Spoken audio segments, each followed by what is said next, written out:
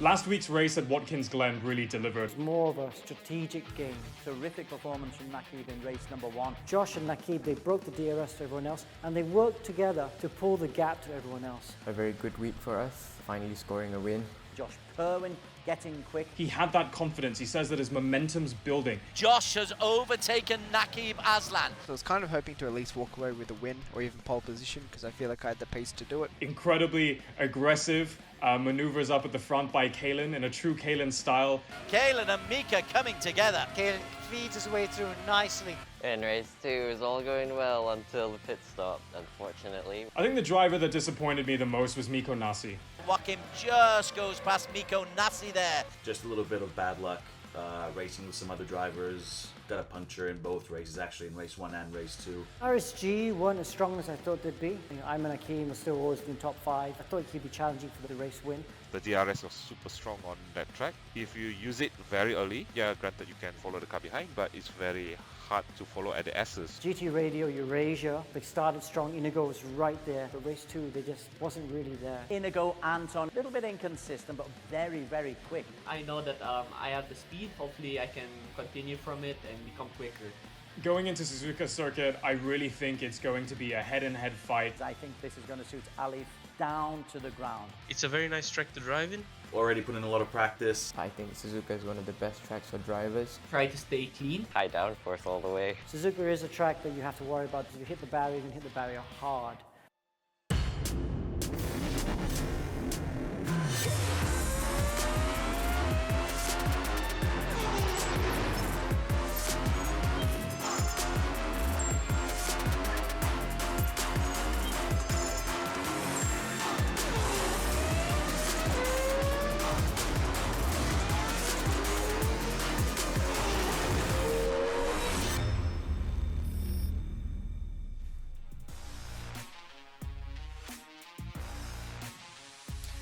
Hello and welcome to Season 1 of the E1 Championship. We're at round 4 and we're racing in Suzuka in Japan. My name is Daniel Woodruff, I'm your host for today. And with me is Alex Young, the race director of the E1 Championship. And with us in the commentary box, as always, is Des Corkill. Now, hello there. As a reminder, we are live every Wednesday night at 9 p.m. on the EGG network. Don't forget that you can also follow us on our Facebook pages on the E1 Championship and the EGG network as well to follow all of the action. Now, looking back at last week, it was eventful for multiple reasons. First of all, I was in quarantine. Second of all, we had some incredible on-track action at Watkins Glen. Alex, what were some of the highlights for you?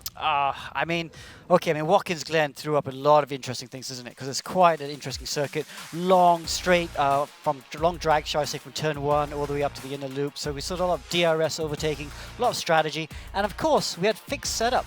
So everyone ran exactly the same car. So we saw some interesting results for sure. Indeed, we had the Joker format where the car setups were fixed. There were plenty of other highlights. Let's take a look at some of the action from last week. We are underway. Nakib Aslan, he's pulled out 0.3 of a second. Josh Perwin is the new race leader. And that allows him then to overtake Josh. And Josh is now to P2. Josh Perwin has got himself into P1. Nakib is the new race leader. So it's won by Nakib Aslan. We are underway. Alif Hamilton making a very fine break. And goes breezes past Troy Iman. Oh, there goes Nakib, takes the lead now. Our race leader is already coming up to some back markers. There is Nakib Aslan.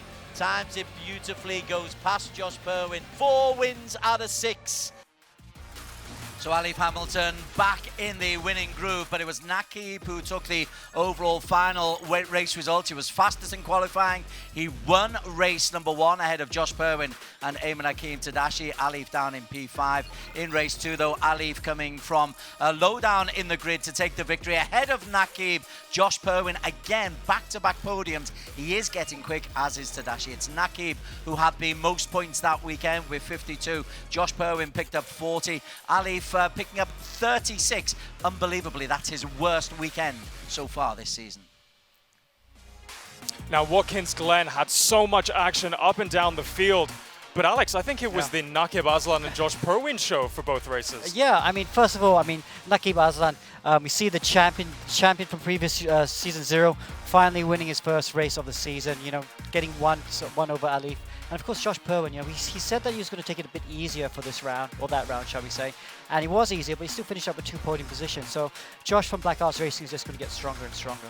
And 2 other drivers that really performed, particularly in race 2, were Ayman Hakim and Alif Hamilton. What were your thoughts on them, Des? Well, for Alif Hamilton, 4 wins out of 6 is remarkable. We knew he was good. His reputation coming into this series was top draw, and he's proving that. However, I do believe that the likes of Tadashi, Ayman Hakim as we call him, are capable of digging into that lead. They'll get a little bit of confidence from their performance last week. Tadashi just needs that. He's a confidence driver, and he will have picked up confidence from his high places in both races last week. Now the action up at the front of the field at round 3 was too close to call throughout the races because of what we called the ping pong strategy. A lot of overtaking back and forth. Let's go and see what happened there last week. Nakib Aslan, he's pulled out best part. Alif goes past Kalen Chink, Nico, Fadli, Rakmak, Jack Ding Tung, Jason Tay. Fadli's going to lose a place to Jack Ding Tung. Problem for Nasi is going to be a sitting duck as the cars just stream by him. Josh Perwin has got himself into P1. And that allows him then to overtake Josh, and Josh is now to P2 because they're going to try and use DRS to keep frogging each other. DRS is so strong here because you're running a fixed setup, a bit like Peloton racing and cycling. Indigo's closed into a second. Yeah, it's going to become a 4-way battle for the lead. Is a sitting duck. Nakib Aslan prepares to go past. Nakib is the new race leader. Your race winner is Nakib Aslan. So there was some great racing back and forth. It looks like they were fighting non-stop, and it looked really aggressive. But Alex, they were actually working together and pulling away from the rest of the field. Oh yeah, you're talking about Nakib and Josh in race 1. You could see them at the front, and they knew if they started fighting each other and slowing each other down, the others would catch up. And with DRS being so strong, they thought, let's work together. And Watkins Glen, that long DRS zone, so one car would overtake one lap, and then the next lap, the other car would do the overtaking. So they could use the DRS together to move away from everyone else. And we could see that happening a lot, so that you almost did not want to lead on the last lap of the race because that made you vulnerable from the attack on the last lap. That's right. And Des, looking further down the field, we actually had some drivers that had a really, really good start. We had drivers like Kalen Chin putting in a strong performance once again, but ultimately towards the later stages of the race where they really had to package it together, he just didn't quite deliver, did he? It's a very unforgiving series that we're on here. It's Watkins Glen was a very tough track. You can't make too many mistakes. I think Suzuka's exactly the same as well. Although there's long flowing, long straight at the end, those S's will be very unforgiving. And if you make mistakes, you can lose time very, very easily on these venues. You've got to put corners together consistently to get strong lap times. So consistency is the key, and consistency means hitting every apex, every drive out, every corner spot on. And another driver that had a very painful round 3 was Mohammed Ibrahim of Stratos Motorsports. Now, he was running up into P3 and was literally seconds away from bagging a podium, and then he ran into incidence points and got disqualified. Let's see what happened there last week.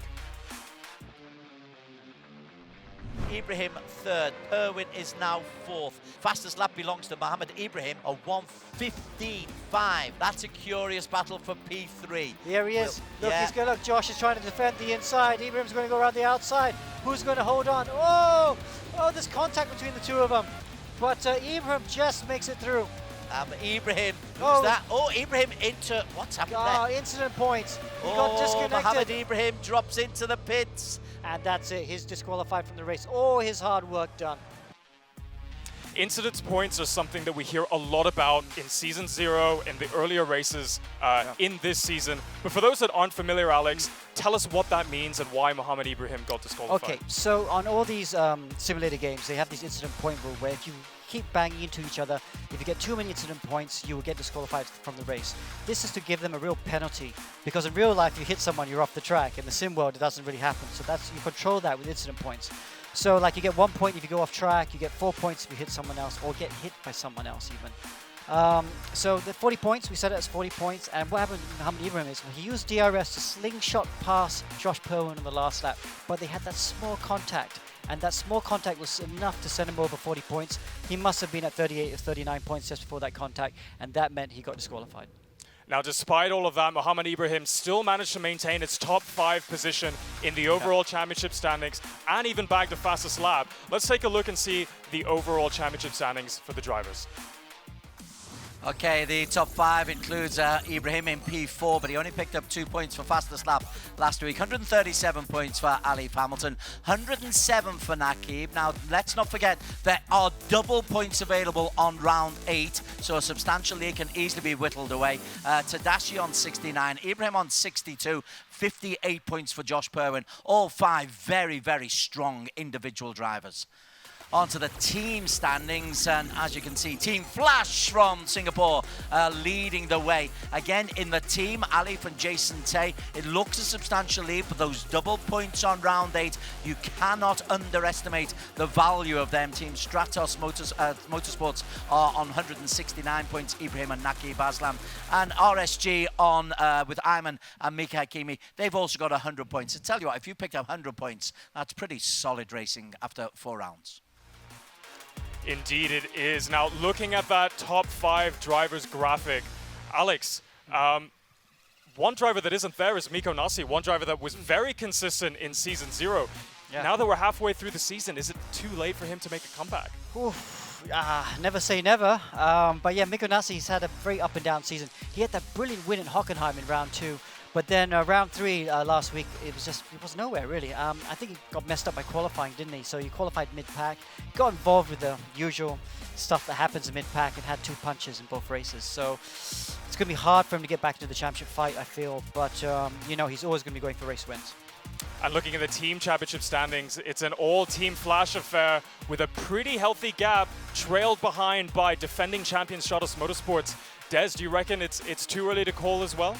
Yeah, it's too early to call, simply because you've got those double points available on the last round. I think that's a brilliant and brutal rule that is coming into the E1 Championship. You can be so far ahead and you can lose it all in that final round. Yeah, so do not count chickens just yet, although Team Flash have been ultra consistent so far, largely though on the back of Alif Hamilton. So yeah, too early to call. We're only into round 3 of 8.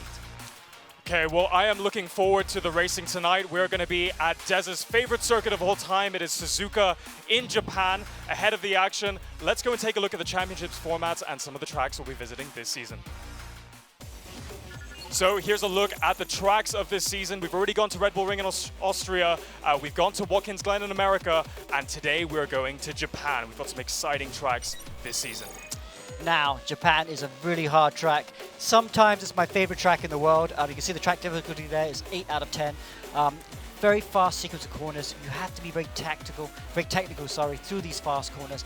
And like Watkins Glen, if you make a mistake, you're going to be in the barrier hard. So this is a race. You can destroy your car on the barrier and not finish the race. So don't forget, damage is at full. We will have dry weather today. And of course, we have open setups again. So the teams can choose their setups. And you see a lot of tacticals there, because it will be tough to follow people in dirty air. And of course, tires available, soft, medium, and hard.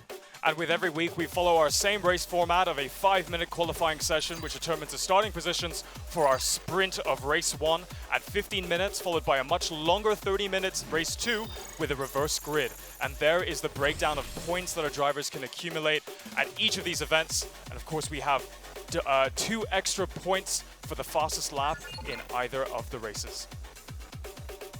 Of course, they are racing for money.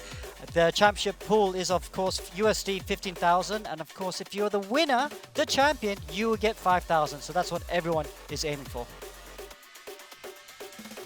We have plenty more action coming your way at Suzuka in Japan, pre-race analysis and qualifying to come, but first, a very short commercial break.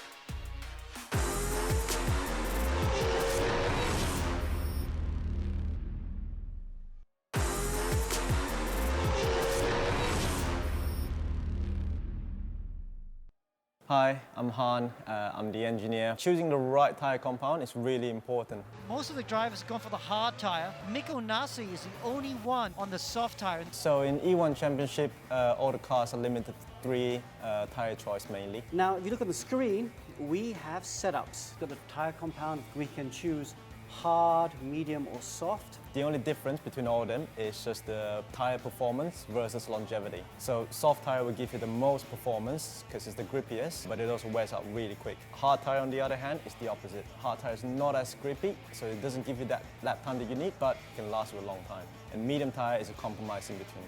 Look at the gaps he's putting because everyone else is going on the hard tyres. He's gone for the soft tyres. Well, it was a big gamble. The soft tyre was a huge gamble, wasn't it? I think the hard tyre probably was the way to go because we are at ×3 tyre wear. When it comes to selecting the right tyre, a few things needs to be calculated first. So firstly, the tyre multiplier and the fuel multiplier plays a huge part. Depending on tyre wear rates and fuel wear rates, you will use different tyres. In RaceRoom, you can't really change the tyre pressures because sometimes tyres are not really the way I want it to be. Driving style obviously plays a huge part. At qualifying, you would need the driver to be as aggressive as you can to extract the most out of the car. But in terms of a 30-minute race, if you use the same aggressiveness in the qualifying, you're going to wear out the tyre a lot quicker. So it's a compromise between the two. So the perfect case scenario would be someone that can use both style at the right time.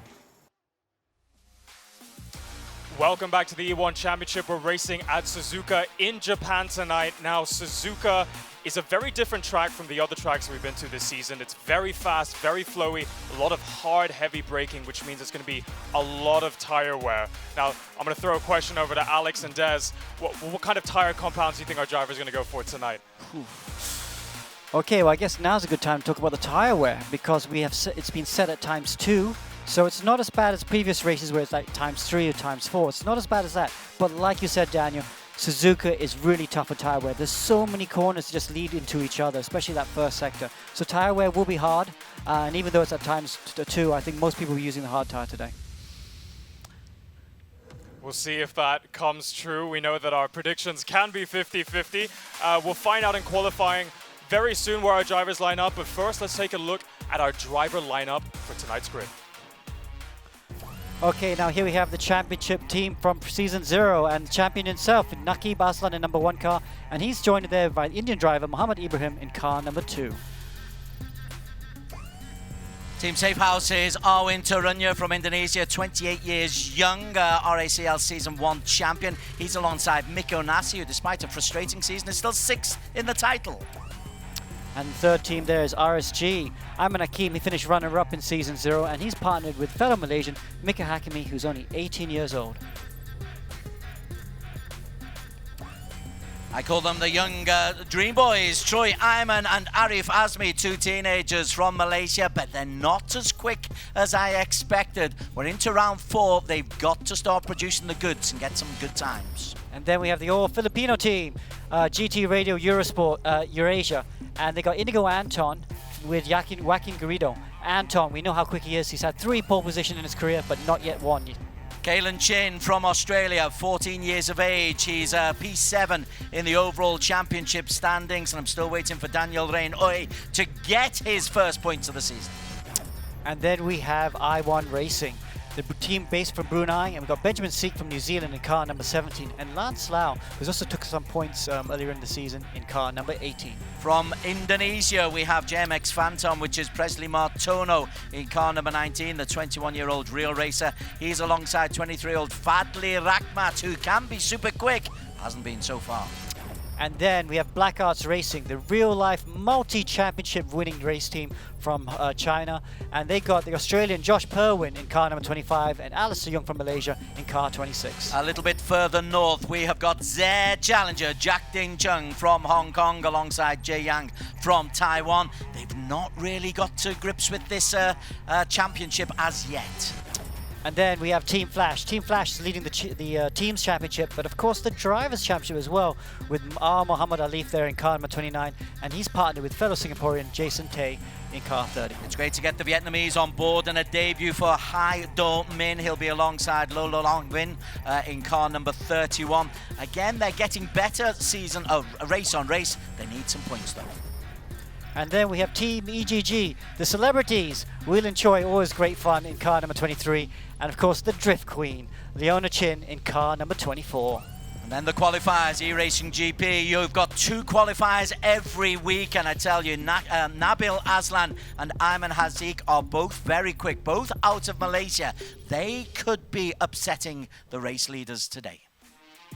Now, as I mentioned earlier on in the show, Suzuka is a very different type of circuit that we're visiting this season. It's very flowy, but it's very fast, and that means it's going to be appealing to different types of driving styles. Alex and Des, who's our money on for tonight?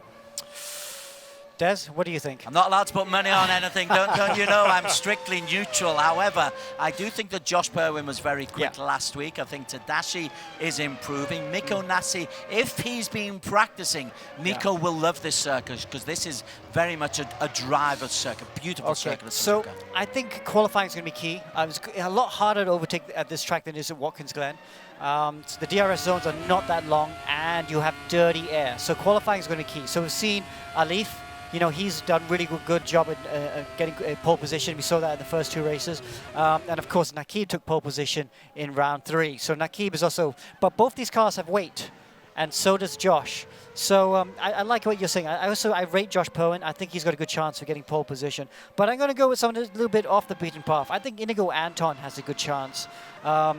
Miko Nasi, I would normally say Miko Nasi definitely, but let's see if he's got to grips, because he had a terrible qualifying in Watkins Glen, and he'll need to shake that off. If he can find out what he did wrong at Watkins Glen, then he'll definitely be in the hunt for pole position. I need you to explain to me what you've just said about the DRS, because there's a long straight before the chicane, then another straight. I would have thought that'd be perfect for DRS. Oh, it will be perfect for DRS, and you can overtake here. So you're right, that long straight into 130R, and of course the main straight down into turn 1 are the main overtaking areas. But it's nowhere near, and here we are on the back straight right now with Arwin Taruna from Safe House, and you can see you're going through 130R. It's such a momentous corner. That's scary. But easy flat in these Formula 1S cars. So, but it's not as long a straight as say Watkins Glen or Hockenheim, and also. Actually, we should ride on board. Also, we got a lot of dirty air. I'm going to ride on board with Taruna right now, and I'll show you exactly what you mean. As you come through, oh no, he's backing off right now. He's gone into the pits. But yeah, so the first sector, all these quick corners backing on off to, you're just running into each other. So you got a lot of dirty air. So they're going to fall back, and that's going to make it really hard to get them on the straight. Interestingly, Miko Nasi was fastest in practice. Practice doesn't tell us anything, but his lap time of 1:26.8, that's pretty rapid. 1:26.8 is rapid. But I was trying to get a feeling from the other drivers, and they've been very coy with me, but I got a feeling low 26s might be pole today. Well, only time will tell. Over to you, gents, to walk us through our qualifying session. Thanks very much. Yeah, let's have a look at the qualifying. We're on board here with Arwin Taruna. Who do you want to go with, though, Alex? Let's go with Miko Nasi, and we can ride on board with him. Now, Miko Nasi into turn 1. Whoa, he's braking so late for turn 1 into turn 2. Flat through turn 1. Now, this is the S's here. Turns 3, turns 4. They all run into each other. It makes it very difficult to follow the car in front. That's why this track's going to be so hard in overtaking. You see how all these corners reach into each other? Now through Dunlop here, this flat out. It's looking really good at this point, but it's going to be very tough to follow other cars. Now Degner 1. Whoa, he turned in before lifting. That's how much speed they're carrying. Down to Degner 2, out of Degner 2. Now, then the next right-hander is easy flat before braking for the hairpin. This is also another overtaking opportunity. You can overtake in here if you're brave. You can dive bomb someone. Now out of turn, the hairpin. Easy flat through these double right-handers. This could be another potential area where they'll use the DRS to try and overtake into this next corner, which is Spoon. But listen to this. It actually lifts off and brakes after turning in. That's how fast they're going through Spoon. If this was a real race car, you'd be pulling 5-6 Gs through that corner. That's how fast they're going. Now they're on the back straight, uphill, blind over the crest. And now you can just see the corner. 130R, one of the most famous corners in the world. Easy flat in this car. Very scary in anything else. Then for the chicane. Last few corners on the track. Oh, this is looking like a really sweet lap by Miko Nasi. And now out of the chicane, through the last corner, and back down the start-finish straight. And at the moment, he's fastest through Sector 1, Sector 2, and is second fastest overall, third fastest, and then drops down to P6 because Mohammed Ibrahim has got into the 126s. A 126.4 for Mohammed Ibrahim. Seriously rapid. Great flying lap there, by the way, Alex. I could feel your excitement. I mean, I love this track, but I also, this track, I equally love it, and it scares me. Because I've woken up in hospital driving around this track before. And it's just one of those tracks, if you make a mistake, you're in the barrier really hard. You need ultimate respect. You have to use the curb. Wow, Ibrahim was so quick through there. Let's see if he lifts here. Oh, it sounds like that's the tiniest of lifts through there. These cars are running a lot of downforce to be carrying that sort of speed through the S's. And it is a good idea to run a lot of downforce at this track because it's all corners and not that many straights. I know there are a couple of straights, but they're not as long as some of the other tracks we go to. And when you talk about this corner to straight ratio, it's very much in the corner side. So that's why cars are running a lot of downforce. And it's fastest through Sector 1 again. So he's going even quicker than his pole position time so far. And he was 2/10 quicker than Naki Baslan, who was in P2. What a race this is so far from Ibrahim. They were saying downforce all the way as they come into this spoon. I love the G's in this spoon. You're just like you're on tracks and then into this phenomenal long straight and the scariest corner imaginable. Yeah, now let's see, it comes to the end of Sector 2 right now.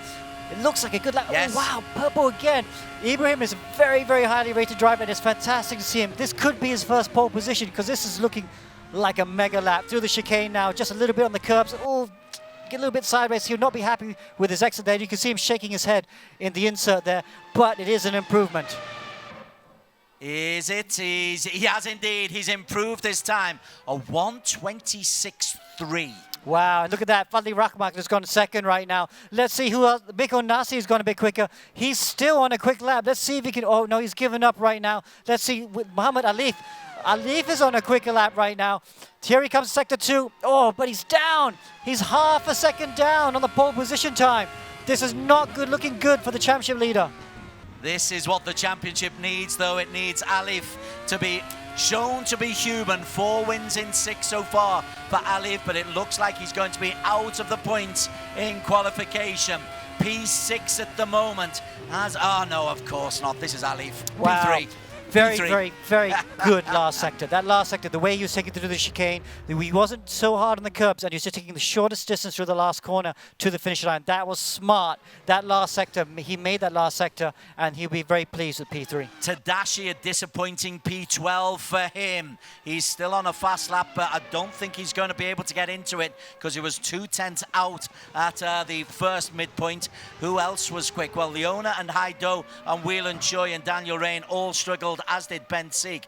But the top 5 include Nakib, Nasi, Mohammed, Fadli Rahmat, and Mohammed Ibrahim. Fastest so far, his first pole position of the season. Wow, yeah, you know what? And we should have mentioned him earlier on, because we had seen him improve, hadn't he? So he really should have been a factor of pole position. Bad on us for not calling it, but well done to Ibrahim. That's his first win. Let's see if first we can pole talk position. to him. Let's see if we can grab him. Mohammed Ibrahim, we're just trying to get him on Discord here. So we're trying to talk to Ibrahim. Ibrahim, just talking to you now. What a great pole position. Talk us through it. Yeah, it was a good lap. There were many things which I could have improved on because I've done quite a bit faster lap time in practice, but it was hopefully I'm really thankful that the lap was good enough, because it was quite a nerve-wracking session because Suzuka is quite difficult. You have to really push hard to extract all the performance of the car, so it's quite scary sometimes. Okay, well, I got 2 questions for you. First question is, where do you make mistakes? You saw a small mistake out of the last corner, but where else? And the spoon curve wasn't the best, and I didn't carry as much speed through there, and I think that's just about it. It was just a bit conservative in some other corners because I wanted to keep the lap, but other than that, it was quite okay. Okay, so now my big question is, what time could you have done, you think, if you'd had it perfect? I could have done like a 26.1, something like that. Wow, that's impressive. Wow, you are showing great pace right now. Obviously, you're not running as much ballast as the other teammates and say Alif, but wow, so into race 1, you got to fancy your chances. Yeah, hopefully I can keep it clean and come back home with a win. Okay, congratulations. Good luck, man. Another one really so worth much. mentioning, Fadli Rakhmat, Alex. We keep on saying Yeah. that Fadli is super quick and super duper quick today.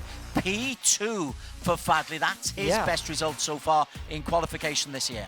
Yeah, that's a good idea. We should talk to Fadli. I mean, Fadli did a great job to get P2. We saw JMX Phantom get pole position in round 3, and now they followed it up with another front row start for round 4. So, Fadli, great job with your first front row start for E1 Championship. You want to talk us through your qualifying? It was a good lap, but I had a few mistakes, which I think would have made the difference to P1, but happy nonetheless. Yeah, well, fantastic. I mean, so big improvement from Watkins Glen. What have you been able to do to improve from last week to now? I think we had a lot more time to learn the game. We managed to find a few things that we didn't know before, and it really helped us this round. Okay. Now, I'm not going to ask you about strategy because you're not going to tell us. But talk us about Suzuka. Do you like it, Suzuka? What makes Suzuka so special? I think just the drive. It's a very good track to drive, and I really like the flow of it. Yeah. Oh, and is it possible to overtake, you think? Or how bad is the dirty air at the moment? I'm not sure. Honestly, I don't really know. Let's just wait and see. Okay. Well, thanks very much. Good luck for the race. So, interesting. You're not going to ask him about his setups or anything, but I'm going to ask you what you might recommend around Suzuka. I'm also going to ask you about tyres, because I see Kalen Chin went out on medium compounds for qualification. Yeah, so I got a feeling, because it's gone, I don't know, because I don't drive this track in these cars. So, but since it's ×2 tire wear, it's not as severe as it has in previous races. And here you can see, it's a high downforce track. The gearing is not as long because it's not long straights, but I think they're going to use the high downforce to try and look after the tires. I think for sure they'll be using mediums. And I think if someone like you've seen Stratos Motorsports and Flash being very good with tire conservation, maybe they can make a soft tire last for the full 50 minutes, because if they can, then they have much better lap time. But is it a gamble? It is a bit of a gamble, I think. But if they do it, they know they can work, because Flash and Stratos Motorsports, they practice very hard and they'll know all the different configurations. And if they do it, they'll be sure they can make it last. Okay. But it will be close. It will be a fine balance. The racers are in a final warm-up before the first of the 2 races. A reminder, we've got the 15-minute sprint race, then a reverse grid race where we spin the wheel and we work out how low down the field that they have to reverse. Interesting, though, that the likes of Tadashi wasn't quick. Josh Perwin wasn't as quick as we thought. Yeah, so it's kind of strange. So both the Black Arts drivers didn't quite qualify as high as I thought they'd be. I thought they'd be in the top 5, to be honest. And you mentioned Ayman Hakim, and of course this driver, Inigo Anton. I thought Inigo would have been strong here. But, you know, it's one thing to be quick, but it's another thing to do the business on the day. And I guess these drivers weren't just able to do it in qualifying. I mean, it's so hard to get this track right. Even the guys on the front, we talked to Rakhmat, we talked to Ibrahim, and they both said they made small mistakes, because this track is a really hard track to be perfect on. And I think other drivers like Alistair here were in shot, Josh Perwin, they just didn't hook up the lap that they wanted. Final few seconds of the warm-up, and then we will be into qualification, where Ibrahim will be on pole position, Fadli Rakhmat. So the start then becomes important, because if you're leading going into the S's, it gives you the opportunity to, if not pull away from the rest, but to establish your authority on the race. Yeah, and we normally have very exciting races in E1, but this is a track, because of the dirty air, is very tricky, where they might struggle to follow anyone close. And if that's the case, it's going to be really hard to use the DRS to overtake down the straights. I don't know, but definitely I want to be in first position for this sort of track. I want to be first, I want to be leading, I want to see how I am in clean air and see how the others struggle. And if they struggle, I'll be gone. Fascinating stuff. Dan, take us through. Yep, we have race 1 coming right up. Suzuka, very, very difficult. I agree with Alex. You want to be starting from the front. Dirty air is the name of the game, and that's what makes your tire degradation even worse. When you're following someone, it makes it understeer. It means you turn the steering wheel more and you burn through those tires. So it's going to be interesting to watch the midfield to see how they cope with that. And it's over to you boys to walk us through race 1 and see how they get on. Race 1 of 2, round Suzuka. New names to think of. Muhammad Ibrahim, Fadli Rahmat from Indonesia. They are on the front row of the grid. It's a 15-minute sprint race. The start absolutely vital for both Ibrahim and Fadli Rahmat. When the red lights go out, we will be underway. 15-minute sprint, round 4 of the E1 Championship from Suzuka. And there is our pole sitter, and he gets off to a good start, a solid start. Alif is right behind him. Alif has got himself into P2. That's excellent from Alif, and he just holds on around the front end. And Fadli Rahmat's fine qualification doesn't result in a P1. He goes down, but it's Ibrahim off to a great start, Alex. Wow, what a great start by the Stratus Motorsports driver, just holding off Alif Hamilton in second position. Great start by the championship leader, and he's got Mikko Nasi all over the back of them as they go through Degno 1 and 2. Fadli Rahmat has dropped himself down to P5. What a frustrating time for him. Nakib has got himself up into P4. There is Nasi in P3, looking as usual very, very cool. The black livery, and I can see what you mean now. Very difficult to get a drive out of those corners to generate the pace to overtake. So this is where the teams have to make a difference. I think they know by now how to make a very fast car, but it's which teams can make a fast car that's also good in traffic, because that's the format of E1. You always have to follow people. You have to be able to use traffic and be able to run in the dirty air. And it's at the moment, you can see all of them. And Alif's doing a really good job because he's getting a good run on Ibrahim. He's going to be looking down the inside of him into the last corner for sure. And Ibrahim isn't letting him through. Wow, Alif Hamilton takes the lead around the chicane. And wow, at the end of the very, very first lap, it's Muhammad Alif Hamilton from P3 takes it, and Ibrahim has lost P2 as well. Nasi is alongside him, but Alif leading the way. Ibrahim looking very tense, bottom left of your screen. I don't know what's going on with Ibrahim. Ibrahim was looking very good, but he's just lost 2 positions in a couple corners, and he just seems to be struggling all the moment. I don't know if he's got some technical issues, because we know how quick the Indian is, but yeah, struggling at the moment. He's trying to recover, obviously. It was kind of weird. It looked like he pulled out of the way to let Alif through. And it seems to be okay now. It seems to have to pace back again. And they're not teammates, so that wouldn't be a team strategy by any stretch of the imagination. But there is Ibrahim in P2. Alif leads the way.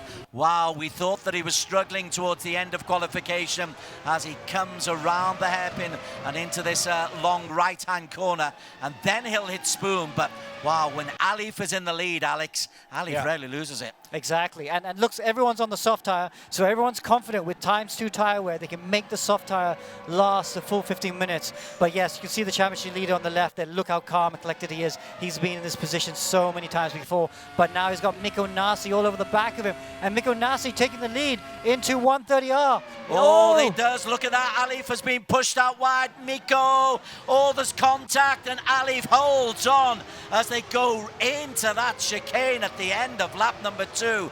Nasi getting very aggressive, and Ibrahim, he's back in this race as well. This is down the home straight. Defense from Alif, defense from Nasi, and Ibrahim can't get round. Oh, more contact. Tell you what, their points are going to be accumulating. Yeah, they got to watch. Nasi in front. They got to watch the incident points, but Al Nasi is in front right now. Good job by the Finnish driver. He's up to P1 after so much contact, and Alif there up to second. Now Ibrahim's all over the back of Alif. And Nakib Aslan is just happily watching them kick 7 bells out of each other. But it's Nasi who has the lead. Finn racing out of Singapore.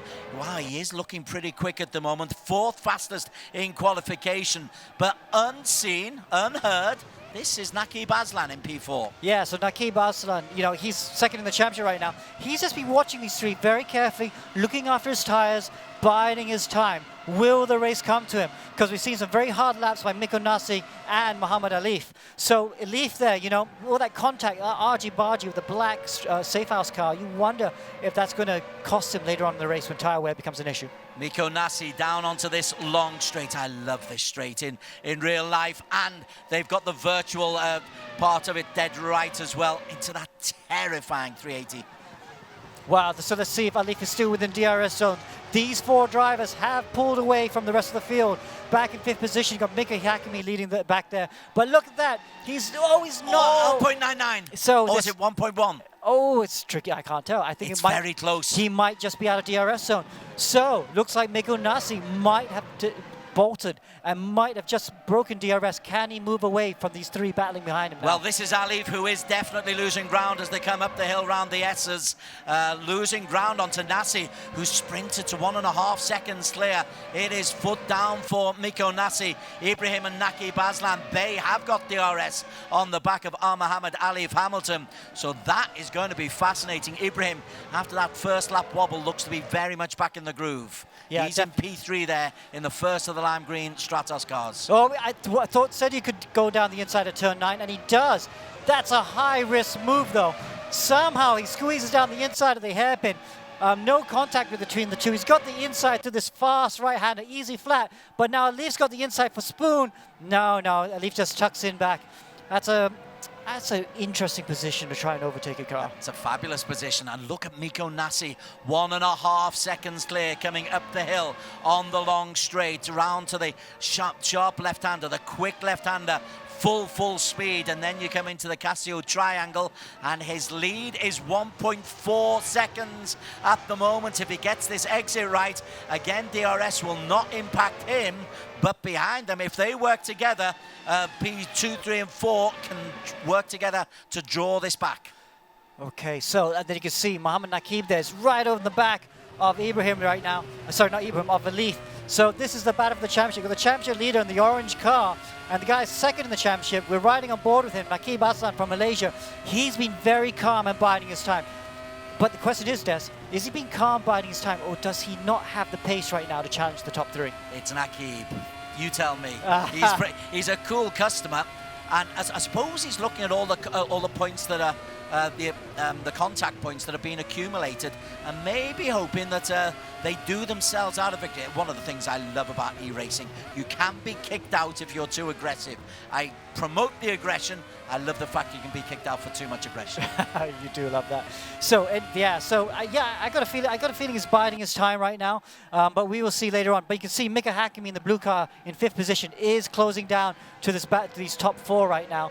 See Mika Hakimi, there he is in the RSG car, the top RSG car at the moment in 5th position. Behind him, we've got the 2 JMX Phantom cars. They have been struggling. Martona and, of course, Rakhmat. Rakhmat was in the front row, but there you are, the 2 orange cars between RSG, behind the RSG car of Mika Hakimi.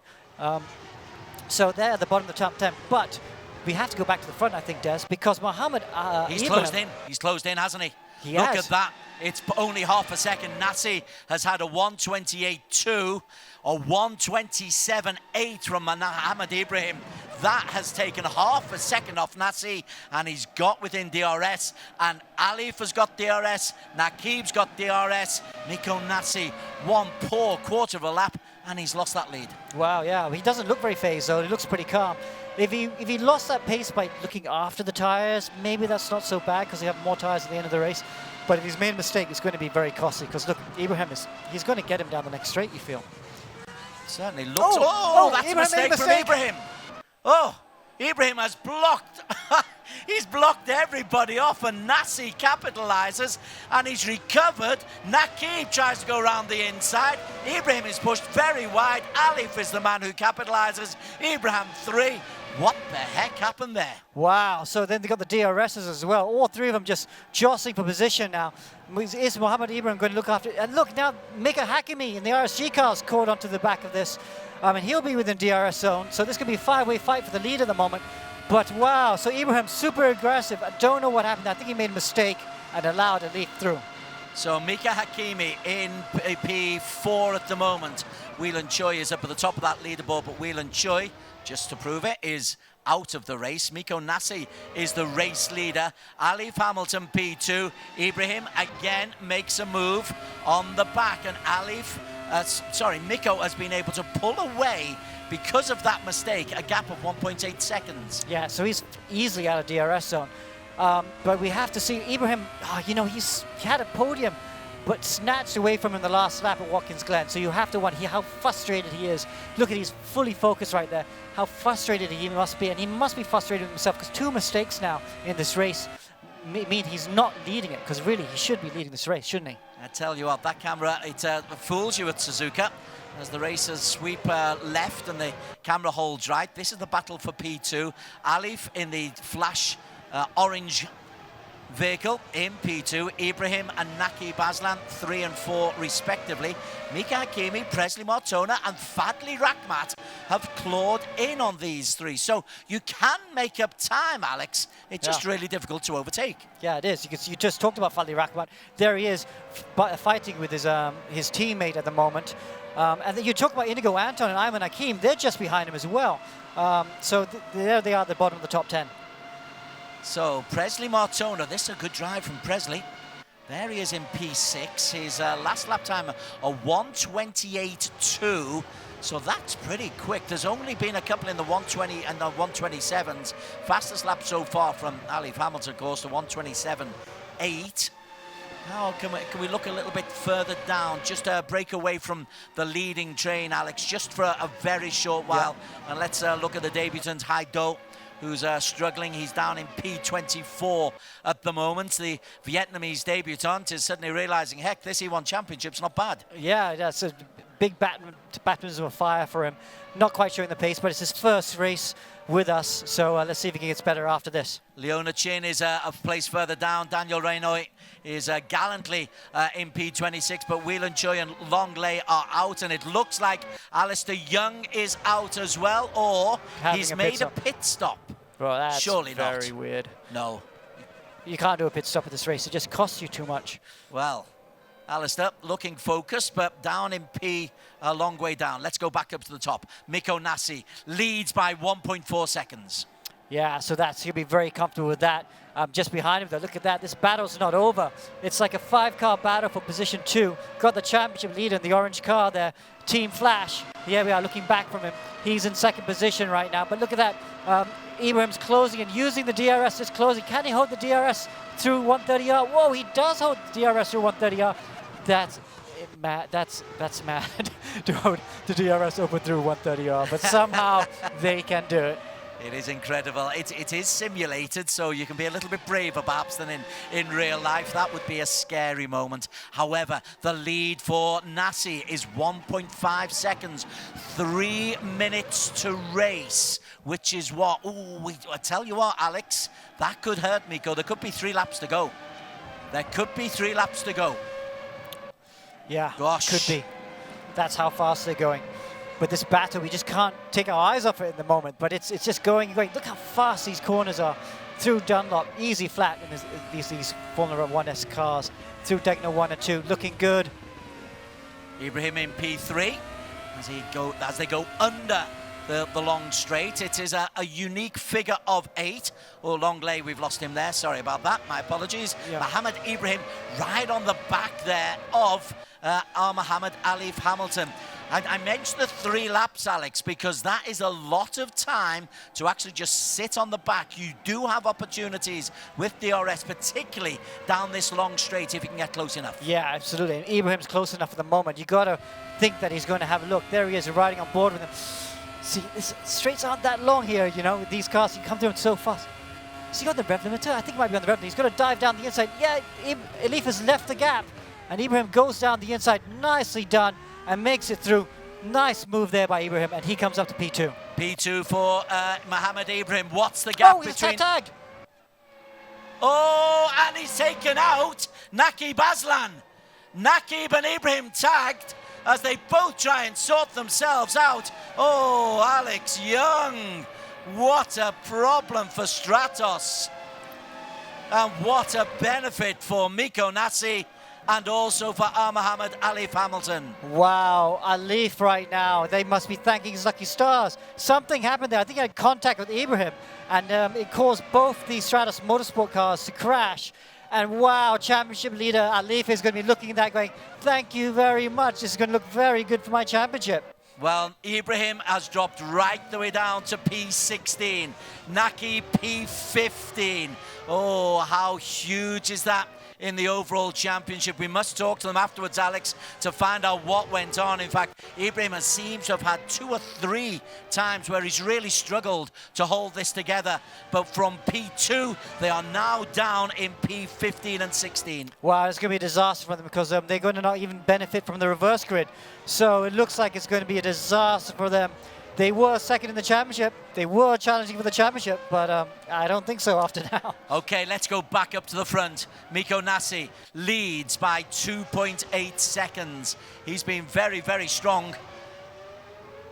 1:29.0 his last lap. Where are we now? Seconds to go. He's just crossed the start-finish line. He's got an extra lap to do, which means behind them, Mika Hakimi, Alex, will have a full lap with DRS on Muhammad Alif. Mika Hakimi could well be chasing his first P2 of the season. Yeah, it'd be great to see RSG car back on the podium. We haven't seen one on the podium in a while there. But yeah, we're on board with Mika Hakimi. Let's see if he's going to be close enough. He's got to be nice. Oh, he's right on the limit there. There he is. You can see the young Malaysian there on the left-hand side of the screen right now. He's got to try and get close enough through the hairpin. You can have a go into Spoon, but I don't think that's the place to do it. I think he just wants to be nice and close to Spoon and try and do it on the run down to 130R. This is the battle for P3 as they come around the hairpin. He didn't make that risk. They've got this long right-hander, then they go into 13 and 14, which is the double left-hander round Spoon where the G-forces hit you. They are chasing Mikko Nassi. That wasn't Nassi, was it? No, Nassi is still leading. This is the chance for Hakimi. Hakimi, if he's going to get P2, if he's going to get past Hamilton, it needs to be now or never. Hakimi makes the move. Alif defends. That was a bad move by Hakimi. He should have just waited till after 130R. To lift like that before 130R means he loses all the momentum. So he'll finish P3, but this is the man. Mikko Nassi takes the victory. First of the season for Nassi. Alif comes home in P2, and Mika Hakimi gets his best result of the season. Nassi's second win of the season, apologies. Fadli Rakhmat recovers to P4. Jason Tay 5, Tadashi 6, Troy Iman 7. But look way down, way down, way down. Nakib 21, Ibrahim 20. Wow. So, okay, and we just look at the reverse grid. We've just done the balloting, and it's the top 11 that are going to be reverse. And that means it's Ayman Haziq who would then be on pole position for race 2. Let's try and talk to Safe House right now. What a great result for Safe House. See if we can chat to them a bit. Miko, so you'll be starting in P11 in race 2, but P1, you've made your comeback. Walk us through race 1. P11 sounds all right. Thanks, Daniel. Yeah, that was intense, super intense. Qualifying, I was okay with it. I wasn't super stoked about it, but then the start changed things nicely, and then luckily we had some top-end speed on the other 2 guys, so I could actually do some overtaking. And in the opening laps, I mean, of course, in this championship, we have full damage. There was a lot of contact for your overtake for P1, a lot of contact on the sidewalls of the tires. Was your car okay? Yeah, car was okay. I was a bit worried there when we went too wide in 130R and we made contact at the apex. But yeah, I think the tires are okay in the first few laps. They're fairly puncture-proof. But then once your tires wear down, they puncture a lot easier. But yeah, no damage. So we knew Suzuka would be a track that had a bit more tire wear than maybe Watkins Glen. So what's your strategy going into race 2? I know you're probably not going to tell me your tire strategy exactly. Yeah, I mean, it's interesting. Like, even that race was super difficult because you kind of had to watch your tires, conserve the tires a little bit because they don't make that 11 laps very easily. So yeah, race 2 will be interesting. I'm sure we'll see some guys no stopping on hards, and then probably most guys on the softs is my guess with a one stopper. But all right, a little bit of leeway for when you stop as well. So I think it'll be super interesting. Perfect. Well, best of luck, and we'll keep our eye on you for race 2. Over to you, Des. So Mikko Nassi with the victory. Alif picking up a P2. Holding off Mika Hakimi. I'll ask Alex a little bit about the attempt from Mika to overtake then. Alif also picking up 2 points for the fastest lap. Fadli Rakhmat recovering from a poor start. He was down as P7 to pick up P4. Jason Tay, good result again for Team Flash in P5. Wow. Yeah, right now Team Flash is just getting the whole rub of the green, aren't they? They finished second. They finished, was it fourth, I think. So it's fifth. Yeah. Great for the team championship. And of course, their closest competitors, Stratos Motorsport, nowhere. What happened to Stratos Motorsports? We must investigate. Investigate. Yeah. But we'll investigate after the break if we're allowed to. Daniel, I believe you've got some business. That's right, Des. There's a lot of stuff for us to investigate. What an action-packed race one at Suzuka. Plenty of post-race analysis coming your way very soon. Don't go anywhere.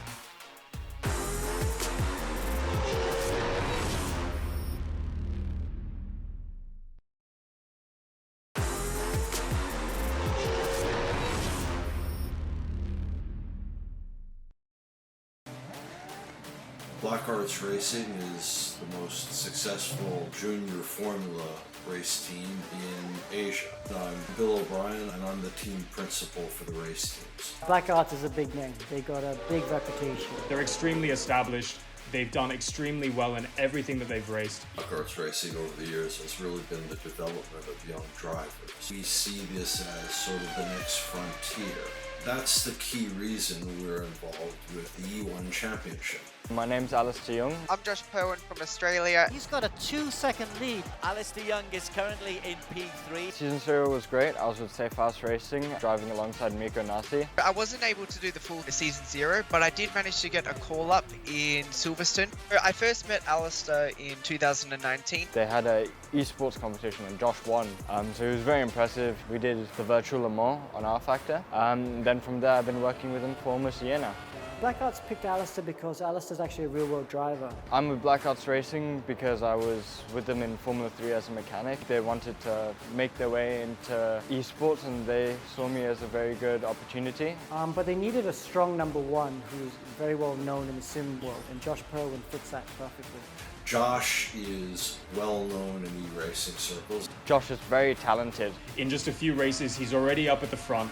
Josh Perwin is a fabulous racer. As we saw in the most recent races at Watkins Glen, he's starting to really pick up the capabilities of this F1 car. I played it safe, just got the second place and brought home some points for the team. The pairing of Josh Perwin and Alistair Young at Blackhearts Racing is also a complementary one. Mixing drivers that come from a pure e-racing background with a pure motorsports background, and together I think that's a winning combination. Our focus in the E1 Championship, obviously to win races, but also to put young drivers on a path to serious career development. My goal for E1 Season 1 is to win the championship with Blackhearts Racing. I want to compete for the top 3 in the championship. Well, let's just say I hate losing more than you love winning. Welcome back to round 4 of the E1 Championship in Suzuka. Now, Blackhearts Racing is a team that needs no introduction on track. Alex, how would you describe their performance so far in Season 1? Not up to Blackhearts' normal high standards. You know, they've won so many championships over the years. So they started. The first race wasn't very good, but they had that lag issue. Kicked both their cars out when I think they were both running in the top 5. Then the last race at Watkins Glen wasn't so bad, was it? Josh had finished 2nd and 3rd in the 2 races, so that looked pretty good, and I thought Blackhearts were going to be strong. But they really struggled today. They weren't very good in qualifying so far. Race 1 wasn't as strong. But they are a team with a lot of big reputation, you know. Their first foray into esports, obviously, so it's going to take them some time to get up to speed. But, you know, for sure they'll be getting stronger and stronger as the season goes on. Well, hopefully race 2 works out more in their favor. Let's quickly take a look at the highlights from race 1.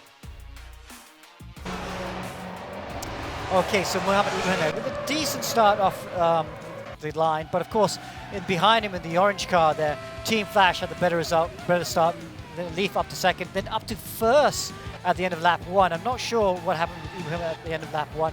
Then Miko Nasi with this great battle with him and Alif. They went on for half a lap before Miko Nasi finally edged in front. And Miko Nasi would never be headed for the rest of the race. In fact, this battle dominated the proceedings between the 2 Stratos Motorsport cars and Team Flash of Alif. Here we have Ibrahim going down the inside. And we thought that said Ibrahim's got 2nd position. But then out of the last corner, had contact with Alif, had contact with his teammates, and both Stratos Motorsport cars were out. And they finished outside the points, and this man, Miko Nasi, won the race.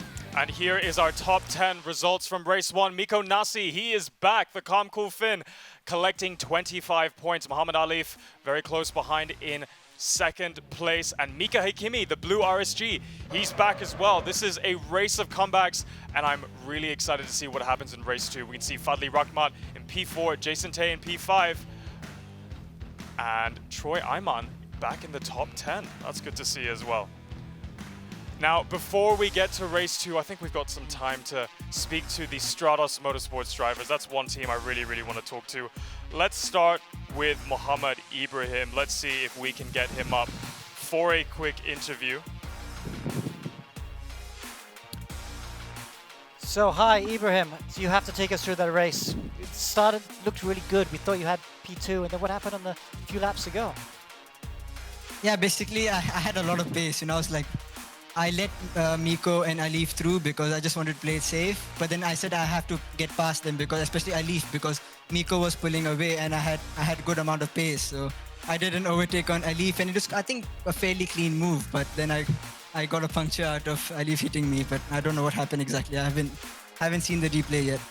So what caused that change in pace? Because obviously you were up at the front at the very beginning, and then you just managed to drop down. And then after you got passed by those drivers, then you picked up again and you were catching them like crazy. What was the difference? No, the main thing was it's a bit because when you're in the lead, and the DRS on this track is really powerful because you run a lot of wing on this track. So I feel like the DRS it feels a bit more powerful than other tracks. So it's just that in the beginning I was leading the race. So then they had DRS on me. So I got passed. So then I could not show my pace at that point. So I said, keep patience and wait for the last few laps and make your move. But unfortunately, this happened. Fair enough. Well, you're going to have a lot of DRS working in your favor for race 2. We'll be keeping our eyes on you. Best of luck. Yeah, thank you so much. All right. I think we've got time to speak to Nakib Aslan as well very quickly. Hello. Nakib, hello. First question we have to ask. We didn't quite get that camera angle, but what happened coming out of the chicane? Honestly, I wish I could tell you, but I myself, was really confused. Obviously, with the heaviest of ballast, I knew I wouldn't have the outright pace against them, so played the long game, kept with them with the DRS, and before you know it, I was in the wall. So as much as you, I'm really blur on what happened, but putting it all aside and focusing on race 2 now. So focusing on race 2, you're going to have to have a slightly different approach. You're not going to be within that top 15 slot. You are going to be starting from the back. So knowing that, what is your approach going into race 2? Knowing now that I didn't score any points for race 1, I think I can take a bit more risk into race 2. So really go all out and find as much point as I can. Just one other question, Nakib. How much tire wear did you have at the end of the race? Oof, not much. So we'll see. Not giving anything away, I see, again. We've got to stop asking tire questions. Well, best of luck. You're going to have a very fun race doing a lot of overtakes. Sure thing, yeah, definitely. Thank you very much. Take care. Okay, so we've got a reverse grid, and that's something that the Stratos Motorsports boys won't be capitalizing on. No, but they finished outside the top 11, so they're not even going to benefit from the reverse grid. It's going to benefit people like Arwen Tiruna, Josh Perwin's up there, Ayman Hakim. So those are the guys I think they'll fancy the chances of winning the reverse grid race. But wow, what a great result for Alif Hamilton. His championship lead is solidified. Yep, if I was James Russell, I'd be very upset. We don't know what's going to happen. But we have race 2 coming your way very soon. A lot of action, I am sure. But first, a very short commercial break. We'll see you in a bit.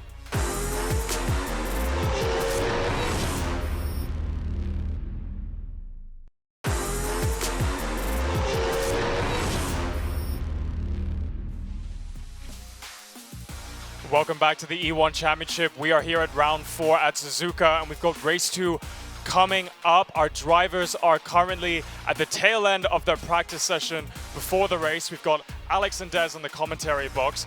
Quick question for you two, gents, because we don't seem to get a proper response from our drivers, so I'm going to get our predictions from you. Tire strategy for this longer race 2. What are your thoughts? Okay, so we're seeing a lot of the guys practicing on the hards and the mediums. So that makes me interested, because we saw the softs last the whole race 1, 15 minutes. So I think most people would go softs, do one stop, and finish with softs. But I see a lot of people in the hards, so I'm starting to wonder if someone's thinking going to start the hards and go throughout the whole race without a stop. And we see the Stratos Motorsports boys always pulling out a gamble when it comes to strategy, but they've always been in the top 15, particularly when it came to the reverse grid. So now they're starting at the tail end. So what do you think they're going to be doing? I think Nasi's, he always likes the aggressive strategy. So he always go for soft and take the pit stop. The guy who likes to have more conservative strategies, the long game, that makes those no-stop strategies work, that's someone I think like Nakib, maybe Alif. Gosh, I don't know. That's what makes it so fun. We don't know. So it's going to be really exciting to find out. Alif conservative? I don't think so. Maybe comparatively conservative is maybe not the right choice. I'm like you, Daniel. I'm still absolutely mystified about what happened to Stratos. I wasn't happy with the answers I got because I didn't learn anything from them. Yeah. Do you think that they're kind of hiding what really happened from us? Daniel? Yep. I definitely think that there was some incident involved with the teammates. I think that Nakib Aslan was hiding something there, a very, very diplomatic response. So I'm sure if we get some other camera angles there for the highlights later on, we'll see what really happened. But we've got race 2 coming up. We've got a lot of drivers to keep an eye on as they're going to be carving through the field. A lot of dirty air to be making their way through. Now that's something that the Stratos Motorsports drivers are really going to be sensitive about. They're going to be tweaking their car setups to ensure that they don't lose that front end so much when they're going through all of the fast corners and inevitably through all of the dirty air as well. And they're going to be testing that out in that practice session right now. Loving the tabloid speculation from Dan Woodruff. Fabulous. Let's get some gossip going. But I am really mystified about what happened. It did, to me, look like Mohamed Ibrahim made a straightforward mistake. That took out his teammate, but they wouldn't admit it to us publicly. We'll delve deeper. We'll get the torture instruments out and ask them after today's session. However, our focus now, Alex, is on to race number 2 and the reverse grid race. And quite right, you say Stratos Motorsports, they're not there. They may as well gamble because you can throw one round away. Yeah. They may as well go for anything because at the moment they've only got 1 point. Yeah, so they're going to have to be aggressive in the first few laps. They can't sit there. They're going to have to try and be aggressive and try and attack, and then see where they go with strategy. And here we go. Most of them on softs, some on mediums, and some are on the hard tires. Ayman Hazik it is who is on pole position. He is alongside Arwin Tarunya. Josh Purwin right behind them in P3, and we are underway. What kind of a start does Purwin get? We thought Purwin would be quick, and the answer is he's not that quick because Ayman Hazik has got into P1. Purwin ahead of Tarunya into P2. Tadashi in 3, Anton 4, Tay 5. Alif Hamilton up to P6, P7 already. Wow, what a good start by Alif. Wow, up to P7, that's a really good job. But we are following Josh Purwin right now. He's P2 at the moment in the Black Arts car. He's got Hazik in front of him. But Taruna, we haven't seen Taruna in a while. Taruna, the second safe house driver, doing a great job in P3 at the moment. Ayman Hazik it is who will lead us under the bridge and into the hairpin. We have seen 1 or 2 overtakes happen here. And look at that, Josh Purwin takes the inside from Ayman Hazik. Doesn't get the drive out. Ayman has the inside line. A cheeky little attempt there from Josh Purwin. But we will have some momentum coming around the spoon curve. Is he able to take it here? The answer is no. Instead, he's under pressure from Arwin Tarunya. What a battle at the front. Tadashi up to P3. Wow, Taruna there got swamped just now, made a mistake at Spoon Curve. Ayman is through, and look right behind him. We've got Inigo Anton and Jason Tay right behind him in the Black Arts car. Look at this, look at that train. As this is Jason Tay trying to go on the inside. Oh, that's not where you want to overtake, is it? Instead, he's caught on the Casio triangle. Jason Tay gets himself up into P5. Ayman Hazik, led from the start, is in P1. Purwin and Tadashi and Tarunya and Jason Tay following through with Anton and Ahmed Hamilton and Miko Nasi in the top 8. Wow, it is really close right now. Let's see where the Stratos boys are. Nakib has not made any progress at all, has he? Nakib P13. P13, he's quite far. There he is, P13. Mohamed Ibrahim, though, down at P17, so he's not had a good job. So Ibrahim's done a quite good job to come from 18th position. And there's Ibrahim there. Oh, he's not really made some progress there as he goes through these corners. He's got Fadli Rakhmat in front of him. Fadli, let's not forget, had a very, very good P4. There is the gap between Ibrahim in P16 and Fadli in P4. This is almost incidental to us. It's almost a sympathy coverage of this because they are so far off the winning track. At the front, Ayman Haziq is facing pressure from Perwin, Tadashi, Tarunya, Tay, Inigo. Nasi has got ahead of Muhammad Alif into P7, Miko Nasi. Wow, good job at Miko Nasi. There he is right now in the black car. He's up to P7. And there's Alif right behind him in the orange car. And he's getting good pressure there from Kalen Chin as well. Kalen Chin, as you quite rightly say, has got himself up into P9. Oh, it's so tight in there. Wow. Nasi is overtaken by Hamilton. Alif had a great move around the outside. Nico Nasi getting caught up by traffic on the inside.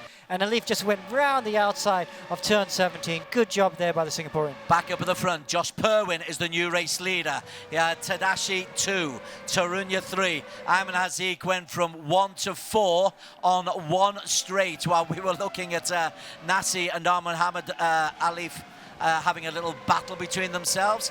Here is the man in P2 chasing the man in P1. P1 on the right. We expected Perwin to be quicker, and Perwin in race 2, Alex, is doing a job for Black Arts Racing. Yeah, he is definitely, isn't he? And he's got Ali Ayman right there following him as well. So it's not over though, but could this be the first win for Black Arts Racing? They've not won on E1 Championship right now. And of course, we've got Ayman right behind. Ayman's not won this season either, so RSG due a win as well. What I will tell you, Josh Perwin is on a medium compound tyre. Everybody else is on soft, so Perwin leads on the medium. Yeah. Medium wouldn't take you for the full 30 minutes, would it? I'm shocked. Do you think it could? If it could, that'd be a surprise. I did not think that it could. But could it? That's a really big question. Softs, definitely not. Softs definitely have to change, I feel. Well, he allowed Tadashi to go into the lead. Ayman Hakim is the new race leader. Arwin Tarunya goes through into P2. It's good to see Indonesians getting a little bit of a joy here. So Tarunya, well, he was in P2. Perwin blocked him off once again. This is P2. Behind them, Ayman Haziq, Jason Tay, Inigo, Anton, Alif, and Nasi. Kalen Chin, cloaked. Naki Baslan, Alex, has got himself up into P10, and he's dragged Mika Hakimi with him. Yeah, so Hakimi's up there, and his brother Mohamed Nabil in P12. But this is the man of the moment right now. We've got to watch Taruna right now. Oh, he's got up to P2, did a great move around the outside of Josh through turn 1. Very brave move indeed. And he will have DRS now. Josh is going to struggle to hold on, I feel. He needs to, I think Josh, the way Josh is driving right now, for me, is super conservative. Josh Perwin normally attacks a lot. He's very much an attacking driver. You can see how he drives. And I feel right now that Josh has been very docile, looking after the tyres. So it makes me think maybe he thinks those mediums can go all the way. So the medium compound of Josh Perwin, is that the big gamble? I do like to see a gamble. He's holding off Ayman Haziq behind him. Up at the front, Hakim is facing pressure from Arwin Tarunya. I do like to see an Indonesian racer get close. Let's see what Tarunya does on this long, well, it's not a long straight, is it? This fast straight. Wow. You don't overtake here. Yes. You wait till now. He's done it beautifully. Oh, dived on the inside, decides to back out right now. He feels, Taruna's actually a very experienced racer. We have not seen much of him in E1, but he knows what he's doing very much so in this game as well. So I think he's just holding on, just decided, oh, no, I just want to stay behind you. Use the, this is a good place to use the DRS. He's going to try and go around the outside. Can he go around the outside? Yes! Oh, what a move. Round the first turn, leads through the S's, up the hill. Yeah. Wow, what a move that was. And you know why it's so clever? Because now he's got 3 more DRSs this lap, because he crossed the finish line at the start of this lap behind Ayman Hakim. So if he can just use the 3 DRSs correctly, he might be able to pull outside of DRS zone by the end of this lap. He's fizzed into a 1-second lead already. He's putting his foot to the metal here, a 1:28.9. Last time out, 0.8 faster than Tadashi. Perwin is still holding on to P3, I need to tell you. Ayman Haziq in P4. Nasi and Muhammad have taken Kalen Chin. Nakib's up to P9. Very interesting, but this is the storyline. Arwin Tarunya is really, really putting his foot down, Alex. Oh, he's had a moment. He's had a moment. What happened lost there? time. He lost time as well. I think he just got very sideways in the lead there. Oh, that's how hard he was pushing. He was trying to break the DRS zone, and he made a mistake out of Spoon. And yeah, I won't say all his hard work's undone, but rather really affected. Yeah, he has no chance of staying out of DRS now. Okay, so now he can be caught. He looks a little bit stern, bottom left of your screen as they come into the home straight. It was here where he made such a fantastic move to get away from Ayman Hakim Tadashi on the last lap. But now look at that train. It was a remarkable move. He went around the outside of the first corner. Well, yeah, was it Kimi Räikkönen? I think went around the outside of Fisichella at turn 1 to win the Japanese Grand Prix one time. Very much a similar move there. Great job. And I just love the fact that we're watching Taruna right now because he's such a good driver. And there he is, just holding on to the lead at the moment. Again, that camera does not like that little corner. The S is taken away from us as he goes past the Degner curve. Oh, he's gone off. He's gone off. Oh, he's made 2 mistakes now, and that means Tadashi is the new race leader. Oh, but Taruna goes down, just down the inside. But Taruna looking a little bit like Mohamed Ibrahim in race 2 as Mohamed Ibrahim in race 1. Some very poor mistakes at key moments of the race. Well, you said it beforehand. Suzuka is really, really demanding. You cannot make a mistake because the whiplash takes you away. It's quick. You make a mistake and you can go into the barriers very, very easily. But Tadashi's the new race leader from Arwin Tarunya. Josh Purwin, Alex, still holding on in P3 on those medium compounds. Kalen Chin up to P8 on medium compounds. Yeah. So I'm not sure. I've been very surprised if Josh can make it through without pit stop. Oh, there he is, Kalen Chin. Very surprised Josh can make it through a mediums without a stop. But maybe, you know, we've seen more incredible things. Look at this huge stream of cars just following the leaders right now. The big string of cars right now. There's no midfield. There's all just one pack of cars as they go through this corner. Kalen Chin, though, in P8. And Miko Nassi ahead of him. Nakib close to that. Jason Tin in P6. Alif Hamilton. We've not mentioned Alif, and guess where he is? P5. And closing in on Ayman Hazik. Yeah. He's remarkable, Alif. Yeah, he is remarkable. Yeah, yeah. He's just a different level from everyone at the moment, you know. I mean, he's just a consistency. His racecraft is what I really like. You know, people like to focus on his pace, but I like to focus on his racecraft. He always does the right thing at the right moment. This is a driver that you really, you know, at the top of his game. And I'd love to see him in a real car because I know he could translate this into a real car any day of the week. Ayman Hazik, the man in P4, up at the front. This will be interesting. Are we coming towards the tail end of the lap? No, we've got this longish straight to come. Tarunya has been able to stay close to Ayman Hakim Tadashi. This will be the test because Tadashi, does he have DRS to use? I don't think he does he? No, so he Tarunya doesn't. can stay close. But yeah, Taruna's not opening it until he gets through 130 yard. Then he opens it, and he's going to look down the outside. Yeah, not close enough at the moment. And Josh Purwin right now in P3 is just outside of DRS zone.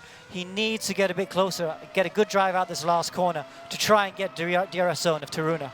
So Ayman Hakim leads into lap number 8 as they go. Sorry, yeah, lap number 8. He's got Tarunya behind him. Purwin was just inside DRS. Purwin, conservative medium compound. It is a question worth asking. Can medium last? We are what? 11 minutes into this race. I wish we had some access to how their tyres are lasting, Alex. Yeah, I wish I had that too, but they don't. These drivers used to stream their their screens all the time.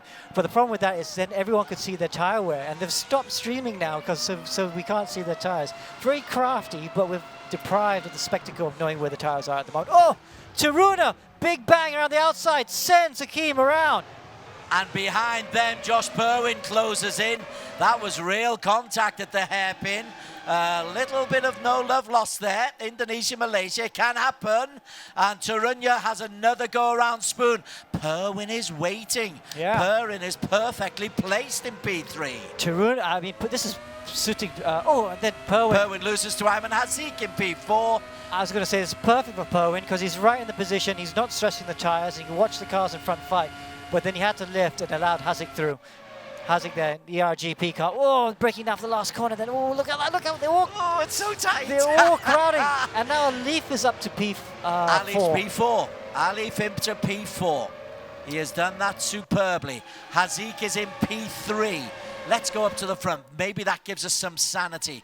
Tarunya, everyone has got the RS, Alex. Everyone apart from Ayman Hakim Tadashi. But he is leading. Now, you talked about the dirty air. We haven't quite seen the overtaking I did expect on the long curve between 14 and 16. Yeah, so they have to watch the dirty air. It is being very careful. You can see that there's a little bit of a gap. It's not like Formula One where you can't stay within 2 seconds of the car in front, but there is a dirty air effect. So the drivers have to manage that and just have to be a bit tactical about how close they get to when they want to overtake. Because if they go too close too early, they'll get too much dirty air and that'll cause them to go off the track and won't be able to get them down the straight. Now, the front two have been able to pull a second clear of Ayman Haziq. This is Ayman Haziq in P3 as they come out of the hairpin and then round 11, 12 and 13 onto the spoon. Now, what can you do? Can you slingshot out of this? There is Haziq. Can you slingshot out of this if you're Arwin Tarunya? Alif behind them. The gap between Ayman is, oh, it's nearly a second. This is important in the race because we're approaching midpoint. Yeah, it is. Crucial part of the race. The top three are just there, but I tell you what, Alif is going to join this fight for the battles. This battle for the lead as well. There is Alif, you mentioned him, Team Flash. He had a P2, was it P2 in race? He won race one. Yeah, he won one. Won race one. No, P2 in race one. Miko Nasi won. Miko Nasi won race one. Where is Miko Nasi? Miko Nasi P8. Ali for P2 in race one. And here he's got himself into P4. No, Miko Nasi's in the pits. That's why he's coming for his tyre change with the soft tyres. So just under halfway. And look at all these other cars are coming in for the stop. But Alif, though, he's a man that's looking quite good. Let's see what tyres Miko Nasi's changed to. He's gone for another set of softs. Now, Josh Perwin. Did Josh stay out? Yeah, he did. So Josh has lost a lot of ground as Mohammed Ibrahim moves into the top 7. Ayman Hakim still leads. Josh Perwin and Kalen Chin, they are both on medium compounds. Yeah, and just behind, maybe, wow, so Josh is there, but it's looking really good for Alif though, because of these soft tyre runners, him and the first 4 are the only guys who are able to go that extra lap. Miko Nasi, obviously too much tyre contact, and that means that he had to come in and pit a bit early. Wow, so the DRS is on. This is fascinating. Tarunya is the leader. Tarunya hasn't come in for a pit stop yet. Soft compound, how late do you leave it? We are halfway through race number 2. More questions than answers at the moment. Yeah, I can't see which way this is going to go. I mean, Taruna's in the lead now. He's got a half a second gap as he come across some back markers. One of the Vietnamese drivers. There he is. Oh, that's not a good place to try and overtake. Risk contact, and there was some contact. But Taruna at the moment looking good. Long lay it was. Who's that gone into the pits? That is Tadashi. He's in the pits. So's Taruna. They're all coming to the pits right now. And Josh Perwin stays out. Josh Perwin on the medium compound stayed out. Mohammed Nabil on soft stayed out. Kalen Chin on medium stayed out. Hard compound, Fadli Rakhmat, but he's had a change. Gosh, so many questions, Alex. I'm lost. Yeah. So Josh right now is looking pretty good at the moment. He's got a 1 second gap to Mohammed Nabil. But yeah, I mean, and the Kalen Chin in 3rd position, he's also on the medium tyres, so he'll be looking quite good as well. But I just can't see the mediums lasting the whole race. I still feel that they have to stop for pit at some point. Maybe Josh just wants to go later in the race, so when he puts in the soft tyres, he can push a lot harder. Gosh, it's fascinating. Just while they carry on going, let's move down. Fadli Rakhmat, P4 in race 1 is P4 here. And Presley Martono is the man behind him, the 2 JMX Phantoms. But there's 3 seconds between them. So Fadli in P4. And now then, I think Presley is in P5, Alistair P6, Tadashi out of the pits in 7, Alif out of the pits in 8. So these drivers are very interesting because Rakhmat, Matona and Alistair Young are all on the hard compound, so they are definitely doing a no-stop strategy. So if the hard tyre is the place to be, you know, he's going to be leading, Fadli Rakhmat's going to be leading the race suit. So have JMX Phantom done the perfect strategy. Maybe this is the strategy to be on. Has Josh Perwin done the perfect strategy? His medium compound, no. Josh is coming in. Josh into the pits. Wow, so there we go. Into the pits come these drivers. These are all the medium shot drivers. Oh, where is it? Kalen Chin almost missed his pit box, so that's going to be a disaster for him. But we were just talking about them. The JMX... Fadli Rakhmat, the new race leader. JMX Phantom, could they be on for their first race win? The hard compound makes sense if you think you can go the whole race without a pit stop, but I just wonder, can they do that? Well, they've taken the gamble. They're going to try. There might be a lot of punctures. They might be on tyre rims by the time they reach the finish line, but that is their gamble. Fadli and Presley. Yeah. And Alistair. Yeah, that's at the top 3 right now. They've got JMX Phantom 1-2. It's the first time they've been 1-2 in E1. And they've gone for the counter strategy. They've gone for the hard tires. And I think they are trying to go without any pit stops to the end. They've got 12 minutes to go, though. And they're going to have some very fast cars coming up behind them. Well, Tadashi is on soft compound, just 11 seconds behind Fadli Rakhmat. So 11 seconds to make in 12. What is that? That's 5 laps? 135 laps? Oh, it's possible. It is. See what lap time's doing. So the hard tires of JMX... 134. The JMX Phantom cars are in the 30s. That's still very quick. But we'll need the soft tire guys to be able to dip into the 29s, maybe even the 28s if they're going to catch the leaders. So Fadli had a very, very good 4th place as well as 2nd in qualification. Whatever happens, he has had a terrific weekend and he is showing that he is quick. Behind him, I think that's Leona Chin, who is just overtaken. So there's the top 2 JMX cars, and this is the battle for 3rd position. These are the guys who are going to try and catch JMX Phantom. They have to go much quicker, but Alif Hamilton goes past the outside of Akeem. Great move by the Singaporean driver. Alif is on the charge. Alif Hamilton is on the charge. He's just posted a 1:29.3. 1.5 seconds quicker than Fadli Rakhmat's 1:30.8. The differential between them is 10 seconds. Ooh, Alex, 11 minutes to race. I think it's going to be close. Wow. So this last lap for Alif was a 29.3. If he can keep the car in the 29s, I think he can close the gap to the leaders. Tadashi in 3. Hakimi is out there quick as well. Ayman Hazika's got there. Nakib's into the top 10. Let's have a look at Fadli Rakhmat. This is it's on Fadli now. If he can keep on driving in the 130s, Alex. Yeah. 130, between 135, 139, he might just have enough. Yeah, I mean, his last lap was a 30.8. If he can just, like you say, just keep in the 30s, even if he dips into the very, very low 31s, might be okay. Just depends on what Alif can do behind him. So that is P1. Presley Martono in P2. Can Presley do some work and hold up Muhammad Alif Hamilton? If you look back from Presley, well, there is no Alif in sight. Not yet. Oh, yes, there is. Not close enough. Not yet. But it won't be long now. Alif is only 2 seconds behind the JMX Phantom car, so he's getting closer all the time. So Presley Martono in P2. Can he protect? Tell you what, Alif has just done a 1:27.2. A 1:27.2. Wow. That is stupidly quick. Now, he obviously used the DRS from following Ayman Hakim when he got past Ayman into turn 1. So that DRS was what helped him there. And I don't think anyone's going to get close to 27.2, though. 27.2 in the race, even with 3 DRS, is really super impressive. So, Muhammad Alif Hamilton there. He's got Presley Martono in front of him. 9 minutes to race. The chase is on. The chase is on, but I think we know that the hunter is very confident of getting his prey. Firstly, he's got to look after Presley, and Presley looks backwards onto the approaching menace that is the Singaporean Alif Hamilton. Yeah, look at that. Alif's just getting closer and closer within DRS now. Just feel it's a matter of time. But Presley, will he play the team game? If he plays the team game, he needs to try and hold off Alif for as long as he possibly can to allow his teammate who's further up the road to try and get the win. Well, that's some good defensive work. You've got the long straight down here. Now he might try and overtake around the outside of the first turn or go on the inside. This is P2 now for Muhammad Alif Hamilton. He's taken it.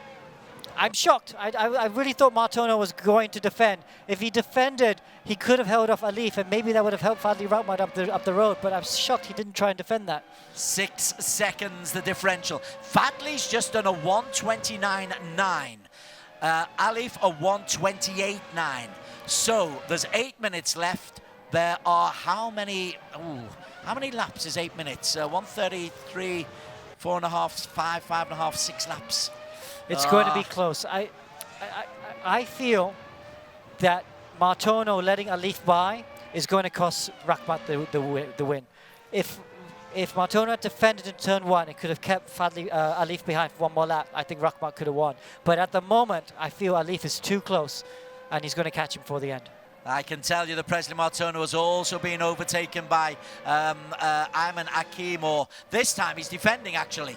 This time he is defending, and Mika Hakimi is right on the tail of Tadashi as well, as they decide both to go on the inside. And Mika Hakimi, Alex, who picked up a podium in race 1, is in P3 again. What a turnaround in form this is from the young Malaysian. Great. I mean, we've seen Hakimi's, have some very improved performances in ERGP, and he's just coming into E1. It's great to see him coming in for potentially another podium performance. So Hakimi is there. Presley trying to hold off to Dashi. Hakimi on to P3. We're going to stick with Hakimi just up the S's, but then our focus is going to go back to Fadli Rakhmat and the ever closing Mohammed Alif. So looking forward, there's Hakimi. He's only got open track in front of him. Let's go back to the front, Alex, and see what Mohammed Alif is doing. Wow, he's closing down the gaps. Within 2 seconds now of the leader. Alif's going to win this quite easily, I feel, because there's so much time left, and he's just got so much, he's so much quicker at the moment. He's still running in the 27s. It's going to be very tough. And of course, Fadli's just hanging on at the moment. Actually, you know what? I'm going to change my mind, because I think even if Martono had held off Alif for another lap, too quick. It would have been too quick, right? He's just another 1:27.7. Yeah. He has taken 3 seconds off Fadli Rakhmat. Cue the Jaws music, please, Mr. Director. Yeah, I guess we thought the hard compound tire was going to work, didn't we? But it looks like it's not going to work, and they are going to be struggling. So Alif P2, Fadli Rakhmat in P1, and there is the lead, and the race lead is going to change ominously soon around the bottom end of corner number 1. He'll probably be able to hold him off up the Etzers, but as soon as we hit the Dunlop curve, maybe Degner, maybe hold him off till the hairpin, but it is just a matter of time. And he's closed him down in double quick time, Alex. Alif is some racer. Yeah, he is. He's doing a fantastic job, the Singaporean driver. His championship leader is just extending his championship. This is why we've been so impressed with this young man. And, he's going to bide his time. 5 minutes to go, so he can pick and choose his moment, make sure he does it in such a way that it make it very hard for Rakhmat to retake the lead. It is almost cruel, isn't it? It's almost like he's toying with his prey. Alif, he's there, Mr. JMX Phantom. Come on. I've caught you now. Now I'm going to make my move. Or is he looking close? Ooh, looks on the inside, not quite able to do it there. Good decision not to do it there, to be honest. He wants to try and do it on the start-finish line, because then you have DRS for the next lap as well. With back markers as well, just to complicate matters as they come down this longest straight through 14, 15, 16. And, you be careful. You don't want to make a mistake. He doesn't make many mistakes, Alif. And caution is there, which allows Mika Hakimi to come back into reckoning. But now this is the race. This is the moment. Alif Hamilton eases past Fadli Rakhmat. A brave gamble from Fadli. It lasted 26 minutes. Yeah, almost worked. Not able to do it, though. There he is, Alif Hamilton, though. Great job by him. Coming from, where was he? P10 in this race to get back up into the lead. Wow, this man is just so good. Fadli Rakhmat in P2. Fadli must now focus on Mika Hakimi, because Mika is only a second behind Fadli, and you'd fancy Mika's chances of making it into the top 2 very quickly. There he is, closing, and poor old Fadli is being picked off one by one. Yeah. So Mika, look how close he is right now as he comes out of the hairpin right now. It's going to be tough. He's not going to be able to hold off the RSG cars, because not only Mika just behind, but Ayman Hakim, his teammate, right there as well. I can tell you the medium compound of Josh Perwin, he's down in P9. He was very quick, a mini gamble from Josh. Tell you what, we've got so many questions to ask these boys, but Mika Hakimi looks for P2. He's got Tadashi very close. Tadashi's pulled that gap back quite considerably. It was 2 seconds, I think, at one stage. But Dashi has just put in a 1:28.8, 0.8 quicker than Mika Hakimi, who's being held up by Fadli Rakhmat. You've got a team RSG battle for P2. Yeah, so which one is going to win out of this? They've both got DRS. Oh, Hakimi just goes by. That's quite almost too easy. I feel like Hakimi let him through just now. So Tadashi into P2. Sorry, into P3. Fadli still holding on into P2. Yeah, it won't be for long though. Strange how Mika let him through. I tell you, RSG cars are really good in the toe. They're very good with the dirty air. Look how close he can follow the JMX Phantom orange car right now. Well then, okay. What is the gap at the front? 4 seconds for Alif. Alif is just pulling away. He's just posted a 1:30.0 off the back of a 1:27.2. This is still the battle for P2. Fadli Rakhmat, big credit to the boy. He's held on and held on and held on. He's just postponing, you feel, though, the inevitable. He doesn't have DRS, does he? Surely he's been caught as Tadashi goes on the inside and Tadashi edges through into P2. Fadli is squeezed outwards. Now then, maybe Mika Hakimi, Alex, is being very cute and has have DRS on Tadashi going into the final lap. Wow, that's the story. Done. Nicely done. Both RSG cars now up to second and third. Now, which of these cars is going to finish second and third? That is the question. But DRS for Hakimi, Alex. Yeah, DRS for both. Well, no, you're right. Ayman doesn't have it. Mika Hakimi does. Hakimi, well, that is clever. That is cute. And that, if it comes off, is very successful. Fadli, P4. And he's got Arwin Tarunya to worry about now. Arwin is making a great move, as is Ayman Hazik. Can Fadli hold off 2 more challenges? The hard compound strategy. He's holding on for dear life. Tadashi, incidentally, has fizzed away from Hakimi. Yeah, so this Fadli Rakhmat there. Ayman Hazik just behind him. And you're right, Taruna there trying to close the gap. No, this is the last lap, so I don't think it's going to be close enough. This is the last lap indeed. We must very quickly go to the man who will win the race. Just overtaking, I think that's Jay Yang. He's gone past there. Oh no, Haido it is. He's just gone past. This is our race winner. It's another superlative 1-2 weekend for Alif and a third in qualification as well.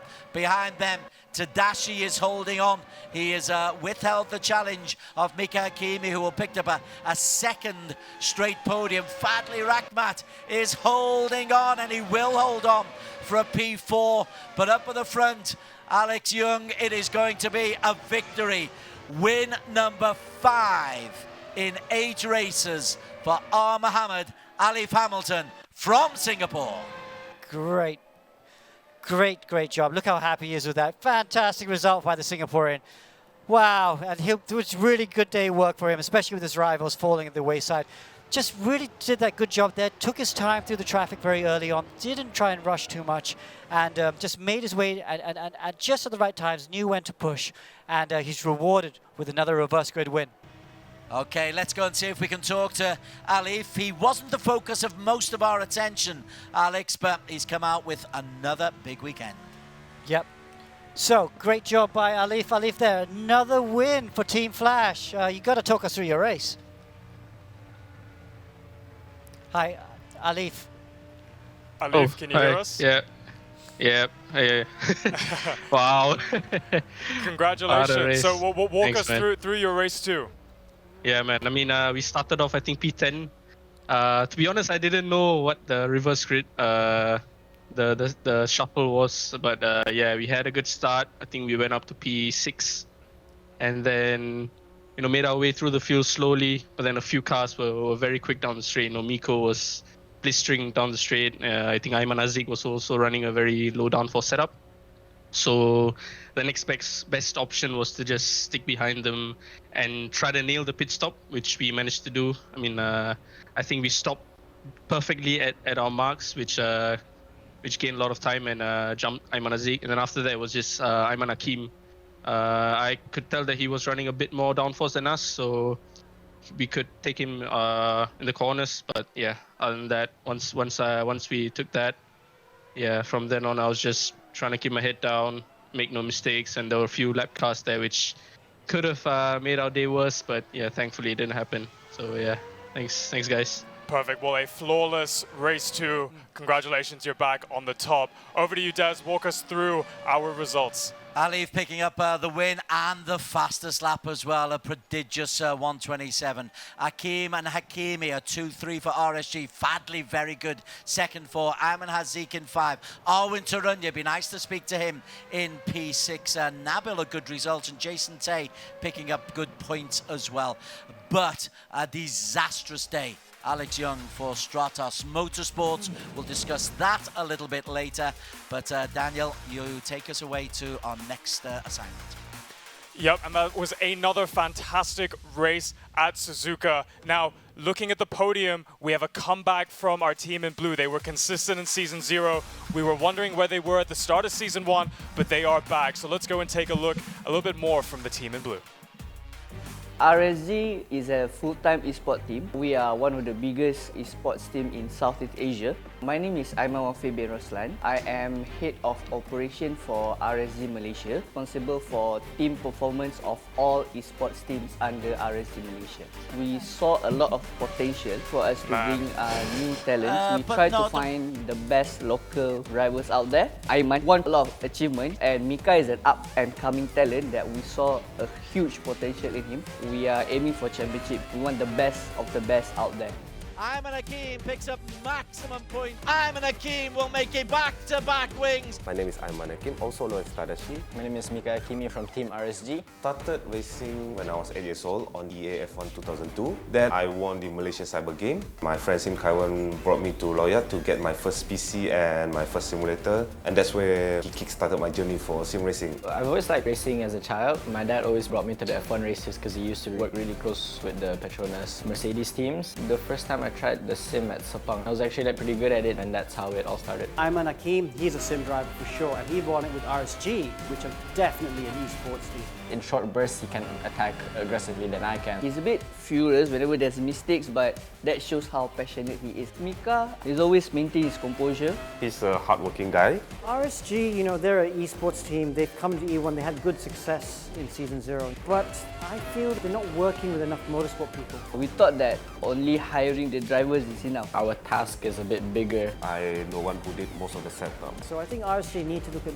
maybe some smart partnerships with some of the other motorsport teams. There are helps that we got, which is from Kaiwan and Abby. Abby is more like Ayman's personal race engineer. Kaiwan, he's been working with Ayman for I think 5 years already. I have a lot of advice from my engineers. Being able to work on the bounce and modify strategy with what you have is very, very important. We still want to maintain podium. I'll definitely be doing things a lot more differently. We learned from last season.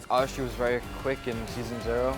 Mika Hakimi, who did really well in his first RaceRoom competition. We had a big battle this season. It makes me want to beat him even more. We are very confident in ourselves. We're doing great so far. And I can't wait to win races. Respect all, fear none.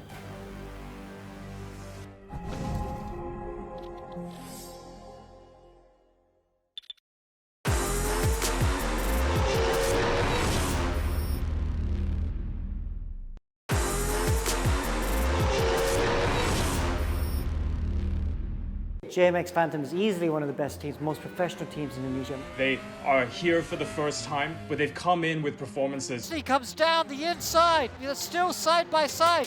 I know they're going to come in at a high level. They have a very professional outlook. They got big plans. My name is Presley Martono. My name is Fadli Rahmat. I'm Cleo. I'm the team manager of JMX Phantom.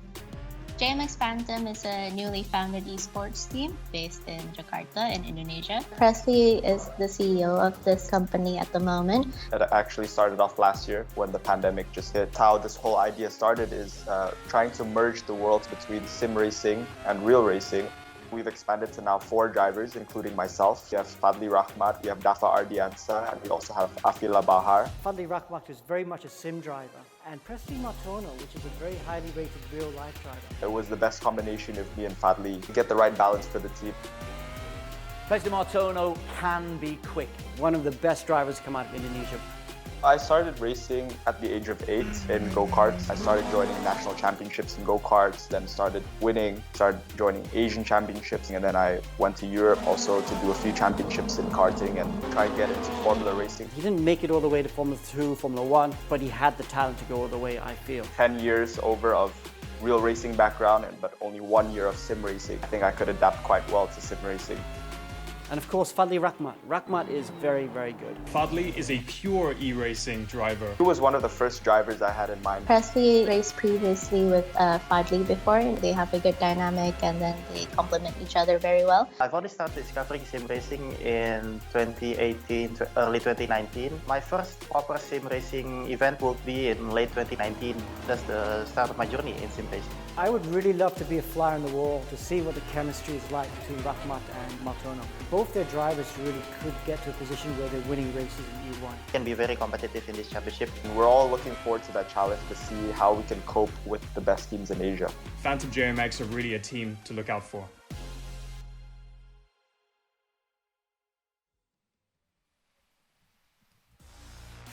Welcome back to the E1 Championship. We've just finished 2 races on the beautiful Suzuka circuit in Japan. Now, looking at that video just now, we took a deep dive into JMX Phantom, the Indonesian-based outfit. Alex, they've got a very strong driver lineup, management lineup, a lot of e-racing experience, a lot of real motorsport experience. Do you think that gives them an edge? It doesn't hurt, does it? I mean, they haven't won a race yet in E1, but they've got pretty close now. Had a pole position, and they're just getting better and better. I really love the way they present themselves, and I love the alternate strategy they went for today. The hard tire almost made it work. They're going to be fantastic to watch. Well, we can find out more about that strategy from race 2. Let's talk to Fadli Rahmat, one of the drivers from Team JMX Phantom. Let's see if we can get him up on screen. Fadli, how was race 2 for you? You've had an excellent round 4 at Suzuka, 4th place in both race 1 and race 2. Talk us through your strategy and how this race has gone for you. As for the race, I think it's the start that's the big problem at the moment. But other than that, I think we managed to keep up with the other drivers. And as for the alternate strategy, I think we kind of didn't want to race a lot and lose time, so we just went the alternate strategy. So walk us through those starts, because we know you have the pace. We know that both you and Presley have the pace. You've actually shown us at 2 separate races so far this season, but you guys just seem to struggle a little bit. What do you think it is? I think it's just unfamiliarity with the car. I think we still need more time to practice starts and find out what traction control settings and what kind of thing we need to do to help it. And in race 2 just now, you went for that gamble. You're one of the very few cars that went for a gamble, a hard strategy. What do you think could have been changed to make it work? Because you were so close to maintaining that P1. I think the start really hurt us, and also I had a few mistakes, a few slowdown mistakes that I had to lift off basically, and we lost a lot of time there. So without those, I think it'll be a very close round with Ali. All right, well, really good job. We look forward to seeing you and Presley improving throughout the rest of the season, and hopefully seeing you more up at the front. All right, Alex, I think we can speak to Arwin Taruna. Yeah, Arwin was right in the mix, wasn't he? It'd be nice to see how he did. Taruna was, he was really. It's nice to see him so aggressive. He was right there fighting for the win. See if we can talk to Taruna right now. Arwin, are you there? Yeah, I'm here.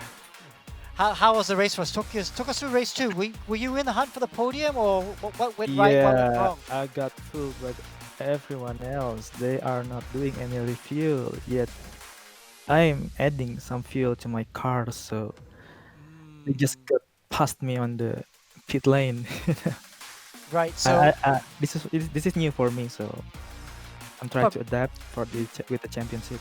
Miko Nasi is your teammate, though. Isn't he telling you not to refuel? Because if you have to refuel in the pit stop, you lose time refueling. Is that correct? Yeah, actually the strategy is put like slightly more fuel at the start, but I don't think it would be that big. I put like 60% and refill 40%, and the other guys like went with 70 or 80% of fuel and refilling just 20 or 10% of fuel. I see. Okay, well, go for it. Right, okay, so I mean, this is a good result, I think, for you today. Nice to see you racing at the front. With this, can you build on this for the next few races? You think maybe try and fight for the podiums? Yeah, I will always fight for the best and support my team, of course, and yeah, try to get to the podium to get the points, more points for the team. And this is the first outing I get points for the team, so I can say I'm stoked and satisfied with the result. Although some back markers are very sketchy and endangering my race Okay. at the end. Well done. All right, Thank thanks, you. Arwin. All right, we've got time for one more very, very quick interview. Let's speak to Mika Hakimi at Team RSG. Mika, a P3 and a P3, you're back. Walk us through your round 4. Is it just a love for the Suzuka circuit? What's changed? I mean, the only thing that changed probably that I had like a lot of PC problems that I had to work around just before the race. It messed up a lot of my race room settings, the visual settings, driving settings, with wheel settings. Everything went wrong before the race. I was just trying to bring the car home actually, and then somehow I found myself in like third both races. So yeah, I guess sometimes you need to get lucky. Considering the races I've had this season, it's been like very, very unlucky. But I think yeah, good comeback for the team. For sure, and P3 is a good place to find yourself. You were there fighting with Ayman Hakim, but he just seemed to breeze past you. Did you let him by, or was that just pure DRS? That was pure DRS. I actually wish that he got me a bit sooner. I think in turn 1 he could have passed me and then attacked Presley and I leave a bit sooner. But that one crucial moment where he decided to stay behind me, go through the S sections behind me. If he didn't do that, I think we would be both a lot closer to Alif and definitely make things hard for him. But it's second and third for the team is already way better than what we can ask for. For sure, a lot to cover in your debrief, I'm sure. But good to see you back on the podium. Hopefully more in the season to come. Thank you. Very much. All right, well, let's jump straight to the highlights from race 2. Okay, so race 2 was action-packed. Here we are with the start. Ayman Hazik led very early on, followed by Josh Perwin, and then Arwen Taruna was there as well. But then as the race progressed, we saw the hard guys on the hard tires get to the front, both JMX Phantom cars, as everyone else had to pit for rubber. And then Muhammad Alif finally got the lead with just 7 minutes to go. Was it 7 minutes? 4 minutes ago he took the lead, sorry. Making his soft tire strategy work. And then the two RSG cars were able to pass Rahmat for the final podium positions, and they would follow home in second and third with Rahmat JMX Phantom car in fourth position. But back at the front, it was Muhammad Ali from Singapore who took his 5th win of the season. And let's take a look at the final results from race 2. It was Muhammad Ali Hamilton in P1. He's got 27 points because he bags the fastest lap from that race as well. Phenomenal pace, 1 minute 27 seconds, 0.2. Ayman Hakim and Mika Hakimi, the two RSG boys, the blue cars that we're familiar to seeing on the podium with consistency, they are back. Fadli Rahmat, P4, followed by Ayman Hazik, who gave them a good run for their money in P5. Now let's take a look at the overall final results after qualifying and 2 races. We have Muhammad Ali once again at the top step with a healthy amount of points separating him from P2. That's taken by Mika Hakimi with 32 points. Ayman Hakim with 30 points, shared with Fadli Rahmat, also at 30 points, followed by Miko Nasi, the calm cool Finn, with 27 points. Alex, wow, what a race. I mean, we love Suzuka as a track, and you were saying, it's such a hard track to be on the limit, and there's only being on the limit or you're off the track. Yeah, that is. It is a super hard track, but I mean, I loved watching that race for the committed racing, especially the qualifying laps. Seeing how quick they were going through Spoon and stuff was astonishing. And we had some really good racing today, but the main story has to be championship leader championship leader doing well. That's not a big story. The big story was Stratos Motorsports, who were challenging for second in the championship. They were the ones that really struggled. Yeah, for sure. And I'm sure we're going to have more interviews with them next week when we head to Aragon in Spain. Alcanitz, a slightly different track as well from Suzuka. A lot of hard braking. Alex, walk us through. Yeah. Okay, so Aragon is it seems like a very easy track. MotoGP riders go here every year, so it's a big motorbike track. But the big Formula 1 guys don't come here. But it's a very tricky track because unlike Suzuka, it's got lots of runoff, but the corners tighten up on each other quite a lot. So it really rewards drivers who are patient on the throttle. The drivers who are not so aggressive, they tend to be quicker. You need to be patient and very calm with how you drive here. So actually, it's going to suit someone like a Leaf down at the ground. For sure, for sure. And that is a lovely circuit I wish I got to drive in my racing career. We'll be there next week at 9 p.m. But before we wrap things up here at Suzuka, let's take a look at the individual and team championship standings. And here is a look at our top 5 drivers. Once again, it's Muhammad Ali of Hamilton up at the front. And we were saying this championship may still be too early to call, but my gosh, that is a healthy point lead to P2. Nakib Aslan really going to be kicking himself after that collision with his teammate. But it's Ayman Hakim creeping up closer and closer with Miko Nasi in P4 and Josh Perwin in P5. Now, let's take a look at our team standings. We have the orange team once again up at the front, very close to that 300 number. That's almost double the points that Stratos Motorsports have in P2. That's not what they're going to want to be seeing going into the second half of this season. We've got RSG in P3. We're getting much closer to Stratos, followed by Safehouse in P4 and ERGP in P5. Finally, Safehouse has made it back. Good, finally, a good weekend for Safehouse weekend. Good night for Safehouse. So really good to see him back up there. Yeah, so they're maybe they're a bit too far away for challenge for the championship. But I don't know. There's still a lot of races to go. Don't forget we have got the double points for the last race as well. Double points, and they get to drop around. It's only halfway through the season. We're at round 4 of 8, so it's definitely too early to call. But that's all we have for tonight, folks. Don't forget that you can catch us next week, Wednesday at 9 p.m. We're going to be racing in Aragon in Spain. My special thanks to Alex over here with me and Des in the commentary booth. Don't forget to follow us on our social media pages on Facebook, Instagram, and Twitter for the EGG Network and the E1 Championship. My name is Daniel Woodruff. Thank you, and I'll see you next week. See ya.